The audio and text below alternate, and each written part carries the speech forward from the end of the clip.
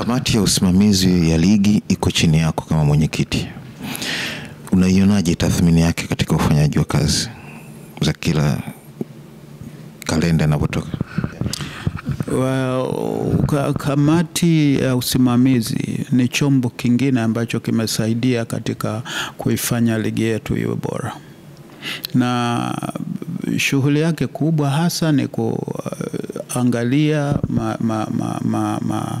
matokeo yote ya mpira na yale yote yanayofanyika viwanjani, kuhakikisha kwamba kila mtu anafuata zile sheria 17 za mpira na taratibu zote. Kwa hiyo bila kamati hii sisi tungekuwa tunaenda. Hebu imagine huko zamani ambapo hatuna hii kamati, unaona mpira wetu ulikuwa unaendaje? Kwa hiyo hii ni kamati ambayo nimeteua na ambao huwa tunakaa kila baada ya mchezo. Kama haja iko tunaweza kukaa kabla ya mchezo, lakini tunakaa kujadili ripoti ya Matchcom kwa sababu ndio jicho letu la kwanza. Tunajadili ripoti ya referees, tunajadili na ripoti za GCU.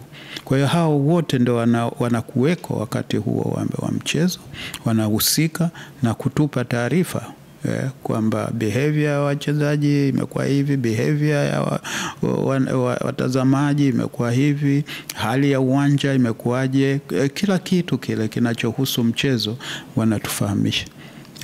Na sisi tukishakaa basi tunapitia ripoti ya match commissioner, ndio inayotuambia kwamba jamani, huyu refa wenu amechezesha lakini hayuko vizuri, na wao ndio wanaoweza kumpa points kama huyu kachezesha vizuri au hakuchezesha vizuri.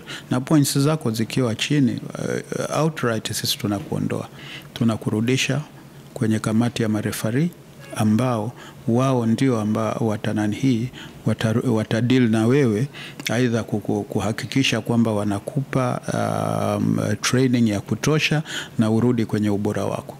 Hiyo najua katika mpira kitu kikubwa, referee ndio mtu muhimu sana katika mpira wetu, na ndio maana mtu huyu haguswi na anatakiwa achezeshe kwa haki kabisa, ingawaje ni ngumu kuipata hiyo haki ya 100%.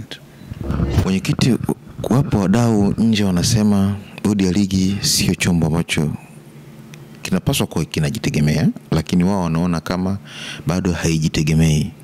Wewe kwa una kauli gani juu ya hii? Wanaosema hivyo wako sahihi. Hiki bado niseme kwa kizungu sio legal entity, yani haiwezi kaingia mikataba yenyewe. Kwa hiyo bado tuko kwenye mwamvuli wa TFF, lakini president wangu anaiona hiyo hali ya hii bodi kwa independent, kwa sababu anatuagiza mara nyingi tu tuangalie modality ya kuifanya hii bodi iwe independent, lakini tunachukua hiyo kwa uangalifu mkubwa, kwa sababu tukiangalia past experience za nchi nyingine kama Kenya walijaribu kuweka hivyo bodi ya ligi ikawa independent, matokeo yake kukawa na bodi mbili zinazoendesha ligi. Kwa hiyo kulikuwa na vurugu kidogo. Sasa hicho ndio tunachokiogopa, kwa sababu tumechelewa kidogo, lakini tumechelewa kwa kujifunza kutokana na wenzetu sisi tufanye vipi. Lakini kuchelewa kwetu naona kunalipa sasa. Tunaona tunaendesha vizuri, ingawaje kweli na kubaliana president wangu kwamba hii bodi inabidi iwe independent, lakini tuwe very cautious katika kufanya maamuzi ya hiyo bodi kuwa independent. Lakini hii kutokuwa independent, amuoni kwamba inaweza chombo kilicho juu yake kika influence maamuzi kutoka kwenye bodi kuliko kujitegemea? Hiyo sikubaliani nayo, kwa sababu mimi nipo hapa kiongozi na najua majukumu yangu ni nini. CEO wangu anajua majukumu yake ni nini.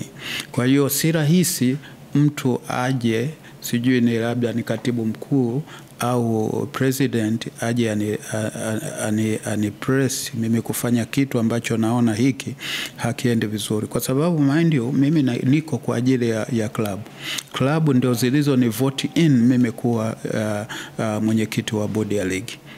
Kwa hiyo ni lazima niwakilishe maslahi ya vilabu.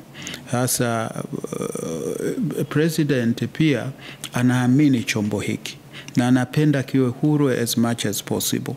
Sasa anapokuwa na jambo ambalo ni wazo lake, au katibu anapokuwa na jambo ambalo ni wazo lake, ni lazima tutajadiliana na kuona consequences zake ni zipi, na kwamba nikisema nakubali ndio kwamba tumewakilisha mawazo ya wote.